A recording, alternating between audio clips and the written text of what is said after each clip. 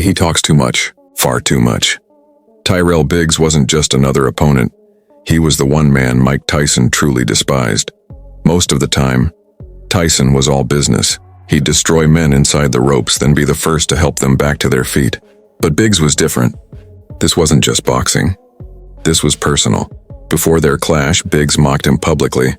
"I will definitely enter the ring and beat Mike Tyson. He's like a son. And I'll beat him like his daddy." The hooligan from Brooklyn didn't take kindly to insults. He promised he would tear Biggs apart, slowly, painfully, making him pay for every word. This was no ordinary fight. This was revenge. In this video, we uncover the story of Tyrell Biggs, the Olympic gold medalist once hailed as the next Muhammad Ali, and the man Mike Tyson hated more than any other. Enjoy watching. Despite his ferocious reputation, the Brooklyn brawler wasn't exactly blessed with size.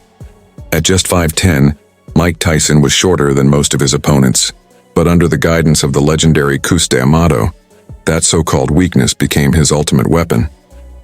Cus taught him to fight small, to slip under punches, to explode from angles that giants could never see coming. Still, back in the early 80s, few believed Tyson would ever rise to greatness. And when it came time for the U.S. national team to choose its representative for the 1984 Olympics, the committee passed on Tyson. Instead, they chose Tyrell Biggs, the tall, stylish boxer who seemed destined to be America's next Muhammad Ali. For Tyson, it was the death of his Olympic dream, and it planted a seed of bitterness that would only grow. The final insult came in Los Angeles.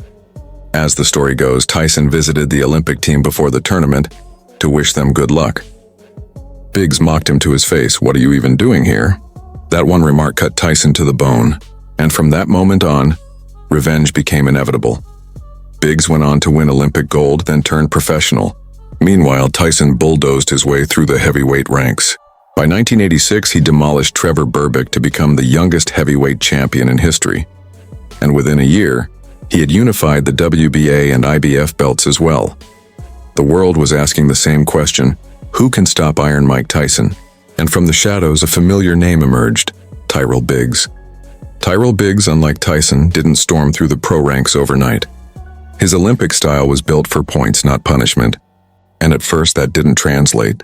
But with time, the gold medalist adjusted, sharpening his weapons, adding power to his punches. Soon the boxing world saw him not just as a slick mover, but as a dangerous puncher, a man whose fists could end a fight in an instant. It was clear to everyone, sooner or later, the paths of these two men would collide. And in November 1987, the collision came. Before the fight, Biggs oozed confidence. He told reporters, "He hasn't fought anyone like me. I've got a strong jab. I can box. I don't step into the ring just to survive. Do you think I'm afraid of a guy his size? No, everyone writes me off, but I'll shock the world." Fight night. The lights, the cameras, the tension thick enough to cut with a knife. Referee Mills Lane gave his final instructions. "I expect a good, clean fight. Touch gloves. Back to your corners. Good luck." The bell rang, and for a moment it looked like Biggs was right. He was light on his feet, pumping that jab into Tyson's face, circling, moving, keeping the smaller man at bay. The Olympic champion looked sharp, calm, in control. Meanwhile, Tyson wasn't landing clean. His famous left hook hadn't yet found a home. Do you have any questions? Touch gloves, go back to your corner, good luck. Biggs was dictating the pace, using his height and reach exactly the way he promised. But anyone who had ever seen Mike Tyson fight knew.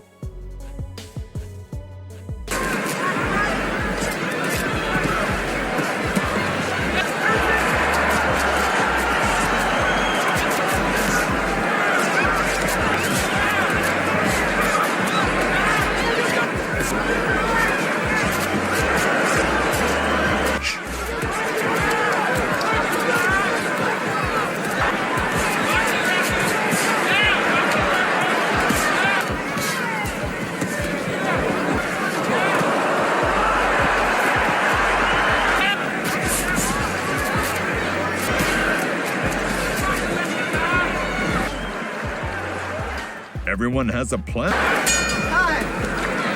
Everyone has a plan until they get hit.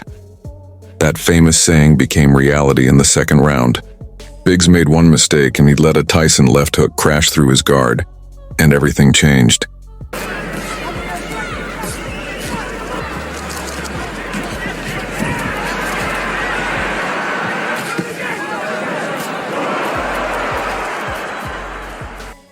By the end of the fourth round, the writing was on the wall. Biggs wasn't just losing, he was being dismantled. Tyson stalked him with bad intentions, cutting off the ring, hammering the body, breaking down his will piece by piece.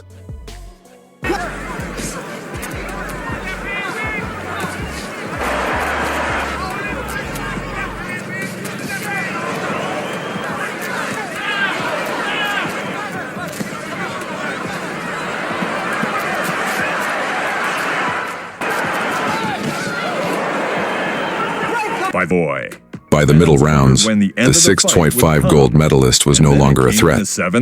He was target practice on a man reduced from promise to punishment.